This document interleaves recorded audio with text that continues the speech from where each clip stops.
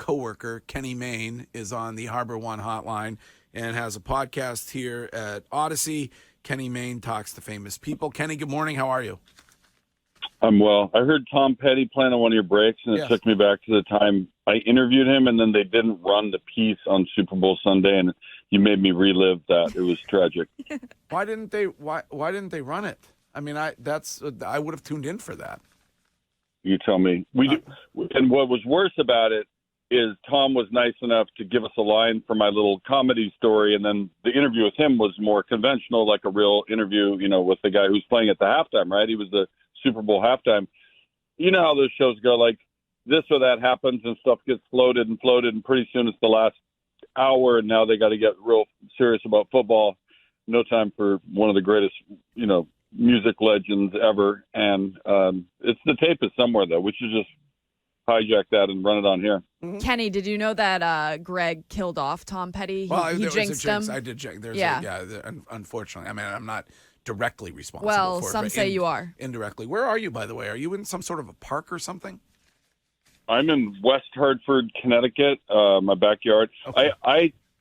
What I thought was interesting is I grabbed the stupid fancy microphone they gave me and the headphones, noise-canceling headphones. I thought we were taping through that, and they called me, hey, we're going to call you on the phone. I says, why are you calling me on the phone? I'm already hooked up on your Zoom. Apparently the Zoom is, we don't know why we're doing a Zoom, but I see you guys, and I'm talking on my phone. Yeah, we don't. I mean, I enjoy seeing you. I'm sure that those that are watching the show on Twitch enjoy seeing you. Mm-hmm. You look fantastic, by the way. Yeah. I just had a blueberry muffin there. I'm hungry. It's beautiful in Connecticut. Yes. Sun's out. Yeah. Low gas prices compared to Mass. We're doing the same thing that happens here about this time many summer seasons, and that is wondering if the Red Sox are going to do anything to go for it, or what's I don't care about the Red Sox. I care about the Seattle Mariners. That's my home team. No, the Red Sox were good to me, though. Years ago, we did a Ronald McDonald benefit at Fenway, and the team was kind enough to let us play wiffle ball in the right field corner, little baby fence you got out there. And Griffey was there and came out with the kids, and we hit some homers with wiffle balls. I had this idea for a national wiffle ball day, and it got to the major league level. Then it got weird and political, and people started arguing over money. And I was like, dude, I'm just trying to raise money for Ronald McDonald. It's not a for-profit venture. Maybe we'll bring it back one day. But the Red Sox were very good to us, and I always liked my time there. The last time I was there was to see Pearl Jam. That's been a few years, though. They played out there in the outfield. Now, Kenny, you have this podcast where you talk to famous people, and it's always interesting to me when people do interview people. Who is the one person that you would love to interview, or maybe you have interviewed, like your best interview, or is there somebody that you would love to interview? That's really two questions, Wiggy. Oh, yeah, I know, but you could have separated those. I wanted you wanted to answer one first, or does it matter to you? No, it don't matter. Just I throw it in the pot like gumbo. Okay. I'll give you an omnibus answer on it. I have interviewed him before, but in miniature, and Stevie Wonder far and away. If, in fact, I said before, if we get him, we'll probably just stop the show at that point. What would be the point of doing another interview? But we're trying. We're pretty happy with the names we have, and, reached out to a lot of good friends, reached out to some other people that, I just sort of knew, but, not that close to. Christopher Guest, the film director, Spinal Tap, Best in Show, Waiting for Guffman. He's on today. Today being Thursday. Is this live? I didn't know. You never know. Live. We're live right now.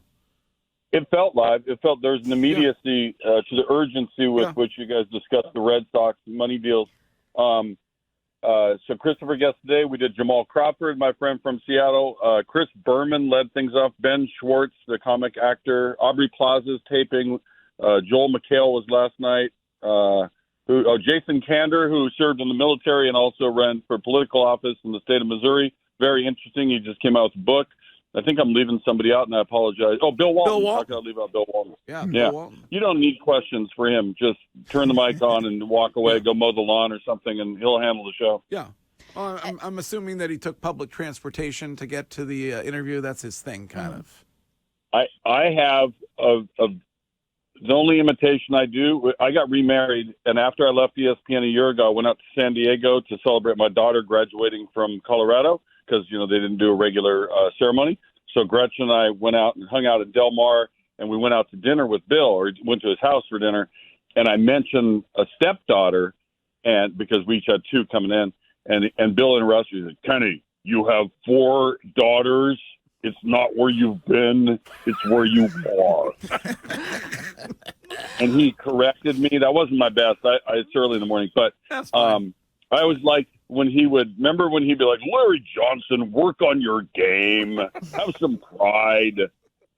That was his go-to back on the NBC. Bill was great at that. Still is, but man, that's a long time ago. But Bill was. Those were solid shows. That was good NBA. I'm so old. When I was young, the NBA championship games were sometimes tape delayed. They were on like 11:30 at night. So the league has come a long way. Well, my favorite part about this podcast, you name all these names, and I've taken a look at the first 4 episodes that are out. But they're all different industries. So you've got broadcasters, you've got athletes, you've got people in the film world, actors. If you could pick one, would you want to stay in sports, or do you enjoy doing this type of, outside of the ESPN world? I'd probably drift outside since I already did that for a long time. And in fact, in some cases, like Jamel kind of crosses all, right? We talk sports, we talk politics, we talk to her life. I left out Sarah Kendzior, and that's on me. She's has her own great podcast called Gaslit Nation. She has a book coming out called They Knew. I'm a big fan of hers. So unfortunately with her, though, everything we talked about, May, whatever, we taped a bunch in advance and we roll them out one at a time. It makes sense to do things with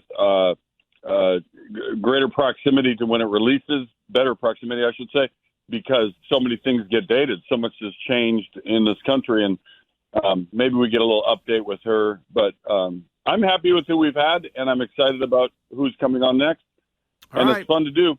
Well, we're glad to have you here at Odyssey. Hey, Mayne. Kenny Mayne Talks to Famous People. That's a podcast. Go listen to it.